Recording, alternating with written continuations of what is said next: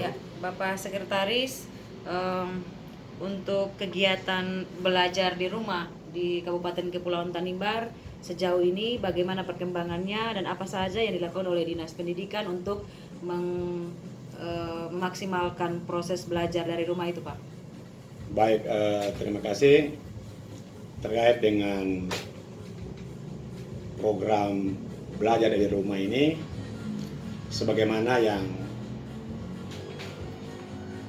kita sudah tindak lanjut dari surat edaran Menteri yang sudah lagi ditindaklanjuti oleh edaran Bupati Kepulauan Tanimbar, yaitu upaya kita untuk memaksimalkan belajar dari rumah dalam rangka untuk apa? Untuk mewujudkan tujuan pendidikan nasional, yaitu wujudkan Indonesia yang cerdas. Yang kedua, sebagaimana visi dan misi Bupati dan Wakil Bupati Kepulauan Tanimbar, yaitu mewujudkan Tanimbar yang cerdas. Pra COVID-19 ini kita sudah melaksanakan program dan kegiatan. Dikbud mempunyai 11 program dan 89 kegiatan, dan itu tercantum dalam kegiatan-kegiatan di 4 bidang yang ada di Dinas Pendidikan Kabupaten Kepulauan Tanimbar. 11 kegiatan itu apa saja? Terkait dengan peningkatan mutu pendidikan di tingkat TK, PAUD, SD, dan SMP tingkat menengah. Tetapi karena wabah COVID-19 ini, maka tentu kita menyesuaikan dengan kondisi yang ada. Kita realistis. Untuk itu surat edaran Menteri itu sudah sangat jelas. Surat edaran Menteri Pendidikan dan Kebudayaan Indonesia nomor 19 tahun 2020. Itu 2 kali edaran Menteri kita sudah tindak lanjuti ke para korwil di 10 kecamatan di kabupaten ini. 10 kecamatan juga terkait dengan edaran Menteri di semua kepala sekolah. Intinya yaitu bahwa program belajar di rumah ini perlu kita maksimalkan. Tetapi tentu dalam proses. Dinas Pendidikan sudah menempuh langkah-langkah konkret, yaitu pertama sudah menyurati para korwil kecamatan, para kepala sekolah mulai dari tingkat PAUD, TK, SD, dan SMP, bahkan ke tingkat atas juga SMK sederajat, untuk sama-sama dalam gerakan bersama mengawal, mendampingi program belajar di rumah untuk meningkatkan kualitas pendidikan, teristimewa menjawab visi misi Bupati dan Wakil Bupati Kepulauan Tanimbar, yaitu wujudkan yang Tanimbar yang cerdas. Secara tertulis juga kita sudah menyurati. Kita juga sudah mengimbau, sudah mengadakan on the spot juga. Hari kemarin kita mengadakan on the spot di 4 kecamatan dengan dibentuk 5 tim. Tanimbar Selatan 2 tim karena punya wilayah yang cukup luas. Sementara 3 kecamatan lainnya itu satu tim terdiri dari 5 person. Koordinator tim langsung Pak Kadis, saya sekretaris, para kabid. Dan hari kedua ini bagi tim yang belum selesai untuk mengadakan on the spot, itu diupayakan untuk memaksimalkan. 5 kecamatan itu mana-mana saja? Kecamatan Tanimbar Selatan, Kecamatan Wertamrian, Kecamatan Kromolin, Kecamatan Nironas. Setelah 4 kecamatan ini selesai, kita akan mengadakan evaluasi, dan tahapan yang kedua yaitu kita rencana untuk mengadakan on the spot lagi ke sebelah barat, yaitu Kecamatan Selaro dan Kecamatan Warmaktian. Tahap ketiga, setelah itu kita akan mengadakan on the spot terkait dengan monitoring belajar dari rumah di Kecamatan Sona Utara. Ada Mulumaru, ada Kecamatan Baru Utara, Fordata, dan Warlabobar. Kita berupaya untuk semua kecamatan ini pasti kita jangkau.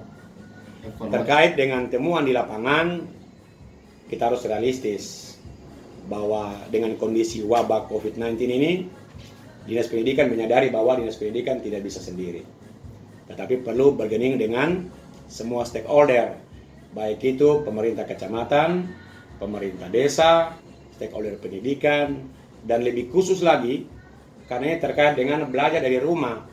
berarti kita mohon bantuan pendampingan yang intens dari orang tua. Kita akan mengimbau, kemarin kegiatan on the spot kita sudah sampaikan, tetapi secara tertulis lagi dalam waktu dekat ini, kita akan menyurati ke orang tua lagi untuk mohon pendampingan yang intens. Karena anak-anak ini kan berada di rumah.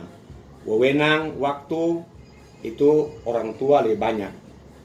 Kita pasti dari Dinas Pendidikan selalu mengingatkan kan seperti itu. Pak Sek, jadi model pendidikan belajar dari rumah yang dimaksudkan oleh Dinas Pendidikan itu SMP bagaimana dan SD bagaimana? Baik, kita tempuh dalam 2 metode sesuai dengan instruksi Menteri. Sementara ini Dinas Kementerian Pendidikan dan Kebudayaan Republik Indonesia bekerjasama dengan TVRI.